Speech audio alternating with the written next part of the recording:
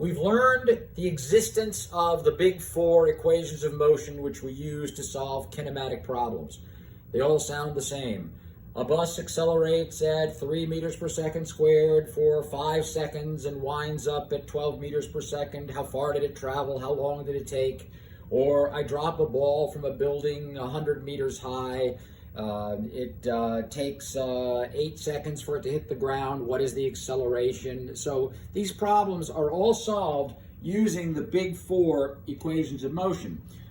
As I said, there are two other equations that some teachers may include. We'll get to them, but the primary equations to memorize are distance equals average rate times time, initial velocity equals final velocity over 2, average rate times time, and velocity is linear, the slope is acceleration. If acceleration is not constant, you cannot use any of this. Good news, on the SSATs, acceleration is always constant. Here's a window I drew with a stupid-looking flower pot on top and an equally stupid-looking flower pot, supposedly the same one, after it has fallen through the height of the window. The acceleration on Earth is 10 meters per second squared. Really? It's not 10. It's 9.8. But you're allowed to say that's 10. So thank goodness, because we don't get a calculator on the SSATs. We're looking for the time it takes the flower pot to fall through the height of the window, which is the distance. Now somewhere I must have written down what the distance was, because I think I know what it is. The time for the flower pot to fall is 0.2 seconds. The acceleration is 10, and the distance of the window, I didn't write down anywhere. So let's make up a height for the window. Let's say that it's 2 meters. I need to know 3 things in these unknowns. I know the distance, 2 meters, the acceleration, 10 meters per second, and I know the time that it takes. Those are the 3 things that I know. Distance, acceleration, time. I want the initial velocity of the flower pot at the top. It must have been dropped from a higher floor. And the final velocity of the flower pot as it drops out of sight at the bottom. So I have taken a copy of my sheet that I printed off my website, and I circled what I know. I know the distance and the time, but not the 2 velocities. I know the acceleration and the time, but not the 2 velocities.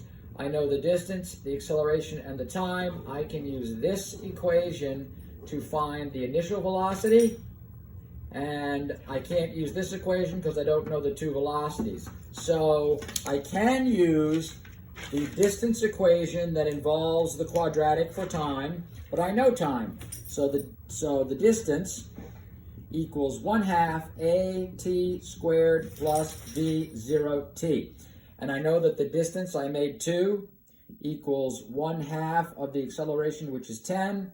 The time I said was 0.2 seconds. I have to square that. So it's 0.04 when I square it, plus the initial velocity, which I don't know, times 0.2.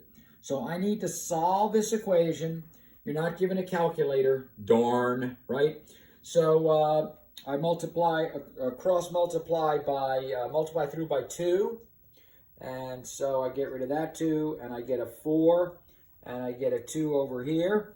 And now I have 10 times 0.04, so I get 4 equals 0.4 plus 0.4 times the initial velocity. So 4 minus 0.4 is 3.6. 3.6 divided by 0.4 will give me the initial velocity. Move the decimal place once. 4 into 36 ought to be 9. So the initial velocity of the flower pot is 9 meters per second. Not hard, because we wrote down the 4 equations and we found the one we could use because we knew 3 of the things and we didn't know 1 of them. Now I can use any of them. Probably the easiest one to use would be the top equation.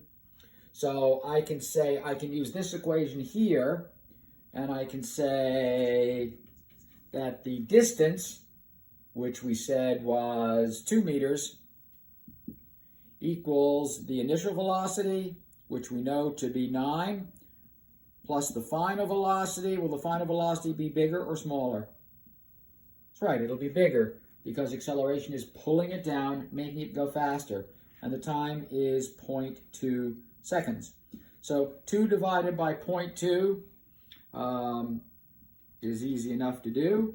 Move the decimal place once, and we get 10 equals 9 plus VF over 2.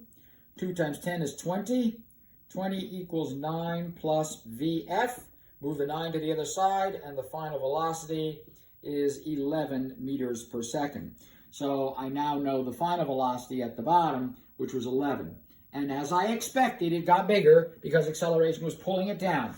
Again, you want something to do when you're trying to solve a problem. So for kinematics, initially, until you're very happy with the equations, write the 4 equations down, which you will memorize, and then circle the things that you know until you find an equation that's suitable for your use, one that only has one unknown. You know 3, there'll be 2 you don't know. Somewhere in those equations, you'll be able to find the other 2.